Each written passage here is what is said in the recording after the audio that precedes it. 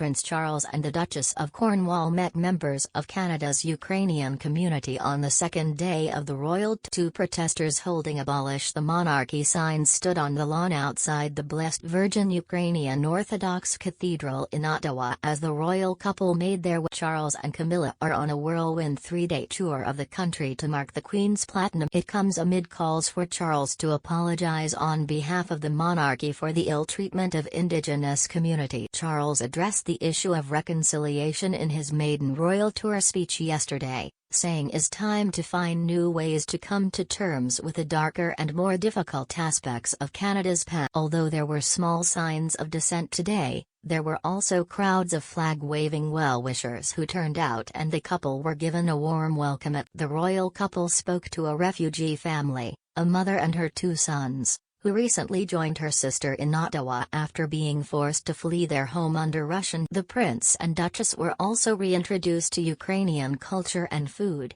with Camilla trying her hand at painting eggs and both attempting to make pierogi. The Prince of Wales appeared emotional as he heard how the funeral of his father Prince Philip had bestowed great honour on the Orthodox Christian. An 85-year-old woman told the Prince she had been moved to tears after hearing the Russian Kontakion of the departed, translated by William John Birkbeck, played at the St. George's Chapel service in April 2021. Dr. Jenny Duchok said, "I thank you personally. He his soul rest in peace."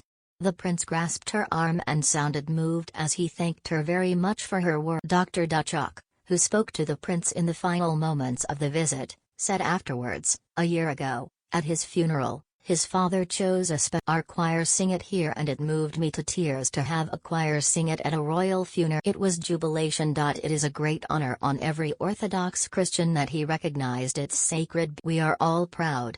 The Prince at moments appeared lost in thought, closing his eyes as he listened to the melody. The Very Reverend Vladimir Kushner, Dean of the St. Sophie Ukrainian Orthodox Cathedral in Montreal, told them, "Today, your country is truly a friend to Ukraine, having extended a helping hand to our military but also as fellow citizens of. We shall never forget that. We are sincerely grateful to the royal family, to Her Majesty, and to you personally for your help and support for the Ukraine which today is fighting for democratic values and the chance to live as part of the European. God grant you many, many blessed years." The Prince and Duchess then moved downstairs to the church hall, where they were greeted by a group of 5 men and women in traditional Ukrainian dress. They were both introduced to Natalia Stepanuk, who has been living in Ottawa for 10 years after studying at its university, and Olia Rudenko, who left the family's home in Lutsk in March and has since been accepted for her two sons Stanislav, 16, and Lukian, 9, have traveled with her, while her husband remains in Ukraine. The Duchess asked her, "Are you coping? It must be so very hard." After hearing her story, she added, We do worry about you so much." Asking after the children, and hearing that they had started school but the younger was not yet about to speak the language, she reassured them, very soon he'll be speaking English." The Duchess was then invited to make traditional painted eggs, using a delicate wax. "I've always admired these eggs so much. Are you going to show me?" Later, the Prince admired her rudimentary lines on an eggshell, as well as the colorful ones painted by the experts with more time. The couple also tried their hand at making pierogi, the potato and cheese filled. After Camilla made one successfully, it was placed to the side as the group teaching her decided what they should do with the special royal pierogi. Before they left, the Prince listened to a male voice choir and the Duchess met children from a local Ukrainian school. After signing the guest book, they took part in a short walkabout with several hundred people outside. Earlier, Charles was invested as an extraordinary commander of the Order of Military Merit by the Governor-General of Canada.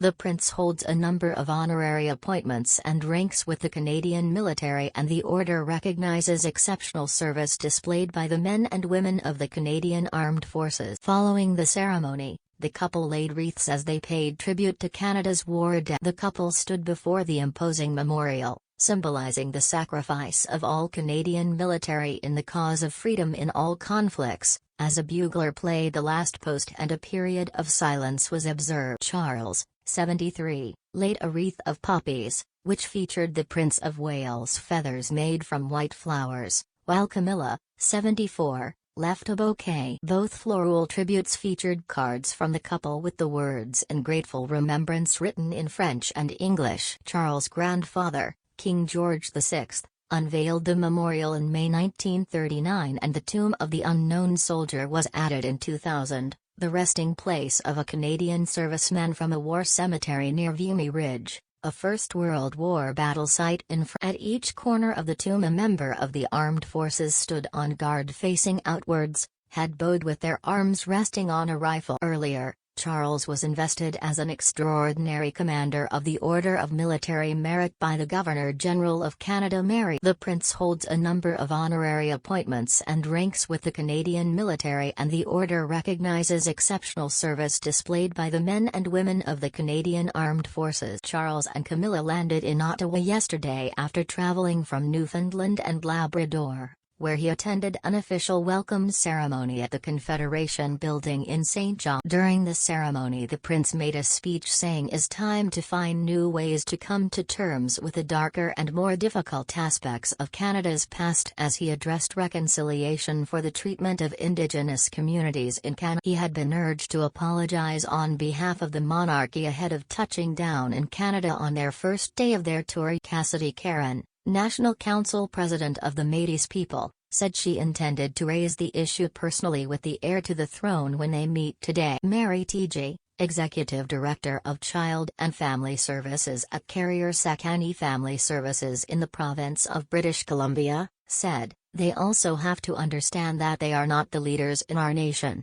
adding that recognition of the harms of colonization are needed rather than just a trite apology. The pressure comes after two recent royal visits to the Caribbean, by the Duke and Duchess of Cambridge and the Earl and Countess of Wessex, attracted criticism for promoting colonialism and calls for reparations over Britain's role in the historic slip. Nevertheless, Charles and Camilla received a very warm welcome from cheering crowds, Canada's Prime Minister Justin Trudeau and senior leaders from Indigenous groups. Delivering a speech in both English and French, Charles referred directly to the process of reconciliation in Canada, talking about our collective need to come to terms with the darker and more difficult aspects. He said, however, as we look to our collective future, as one people sharing one planet, we must find new ways to come to terms with the darker and more difficult aspects of the past, acknowledging, reconciling and striving to do. It is a process that starts with listening. He continued, I have greatly appreciated the opportunity to discuss with the Governor-General the vital process of reconciliation in this country, not a one-off act, of course, but an ongoing commitment to healing, respect and understand. I know that our visit here this week comes at an important moment, with Indigenous and non-Indigenous peoples across Canada committing to reflect honestly and openly on the past and to forge a new relationship for the future. He added that he and his wife look forward to listening to you and learning about the future you are working to build. As so often in the history of this country and her people, Canadians have embarked on a journey that demands commitment, and my wife and I could hardly be more privileged to travel part of this journey with you, and we are deeply grateful for your warm welcome, which we will carry with us throughout this entire. The UK enjoys a warm relationship with Canada, where the Queen is head of state, and whose Platinum Jubilee. Charles and Camilla's three-day visit is designed to celebrate. Prince Charles and the Duchess of Cornwall visited a local school,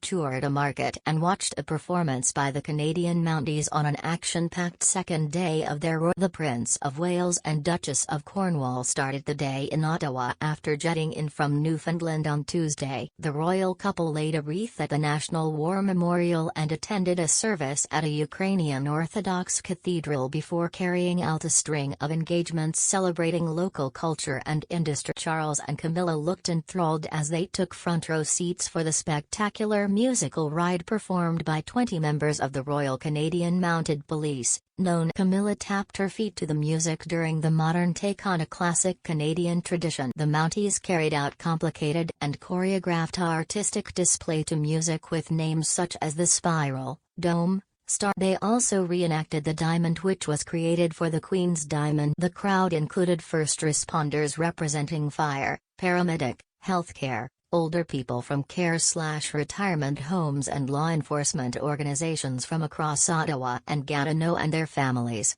and students from schools they were led round the Mounties stables by Superintendent Kevin Fahey, 57, who was honored to have escorted the Queen into the Royal Windsor Horse Show on Sunday. Charles and Camilla also met and stroked the nose of 5-year-old Mare Victoria, who was a gift to the Mounties from the Queen. Brian Bullock, 75, of Ottawa, called out and shook Charles' hand and said, "I have been waiting for this for 75 years." Earlier, Prince Charles raved about the quintessential Canadian kitchen staple, maple syrup, during a visit to Ottawa's Byward Market, which is attempting to revive trade following the couple were mobbed by members of the public trying to capture the moment on their camera phones as a large number of police tried to clear a path past the stall. Rupert Hupe, a second-generation maple producer, chatted to the prince and his wife, and Charles looked along the various bottles of syrups and maple sweets and said, "It's great stuff, adding it's good for you." Mr. Hupe said afterwards, "That was pretty exciting,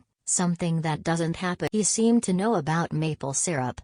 Traders have been selling goods on the market site for 200 years, and Charles stopped to talk garlic with Serge Gleroux, who ran a vegetable and flower. He said, he was asking about the wild garlic. He wanted to know how you prepare it, and I said it could be pickled or eaten as it is. It's milder than ordinary garlic. When the couple met Pam and Grant Hooker, founders of the Beaver Tails pastries chain, they were presented with lifelong membership cards of the stores found across. Mrs. Hooker said, "The prince can get whatever he wants to, and we told him he has to present the card, but he'll need to produce 2 valid pieces of photo ID, and he left." The Duchess of Cornwall read a story to children at a school in Ottawa today as she urged them to keep meeting a group of 6 and 7-year-olds. The Duchess read from a book called The Library Bus, by Bahram Rahman. The picture book, which tells the story of an Afghan girl visiting a library bus in Kabul, is said to be inspired by the author's sister's real-life experience. Reaching for her glasses before reading to the children sitting cross-legged on a carpet in front of her,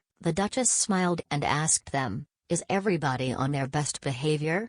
She shared her reading duties with the children's teacher, Stephanie Lucas, before being shown to a new book vending machine. The vending machine is part of a project called Start to Finish, which allows each pupil to choose one book a month for 3 years. Rather than a library system, the children are allowed to keep the books. The school is one of 5 piloting the scheme, which, if successful, will be rolled out further. The books in the vending machines feature Indigenous and Black authors. A pupil at a primary school called Nathaniel, who was celebrating his 8th birthday on the day of the royal visit, demonstrated how the vending machine worked by putting in a token handed out by his teacher. A teething problem, however, meant a book got stuck. But after selecting a different book, it dropped down and he was able to collect it from the tray. "It's such a brilliant idea," said Camilla. Speaking afterwards, Brian Warren, founder and executive director of Start to Finish, who described his ethnicity as Blackfoot and Cherokee, said, "Its aim is to focus on literacy with a focus on First Nations. Children need to see themselves represented in literature to have equity. The most cool thing about this is when the children go home and open a book and they get that smell of a new book for the first time. Inspires a love of literature, but also First Nations children can see themselves represented. This is an important conversation that the royal family is involved in." She, the Duchess, was sharing how much she loves the idea and, especially right now, it's important that she is shining a light on this. Camilla also dropped in on a French literature class where the children were reading a novel called Une Drôle. When one of the children said that they were enjoying the lesson and said they spoke French, Camilla replied, commenting on the children studying their books. She said, "There's a lot of concentration going on here." The Duchess had a brief discussion in French with teacher Miss Sarah Erskine, who complimented Camilla on her language skills, saying, "C'est encore là. It's still there." After the solo literacy engagement, Camilla joined the Prince of Wales again to walk out onto the school playground where more than 100 children greeted. Paul and Wonder from the 6th grade gave the Duchess a bouquet of flowers and a thank you note from the children. The pupils began singing the Canadian national anthem as they left.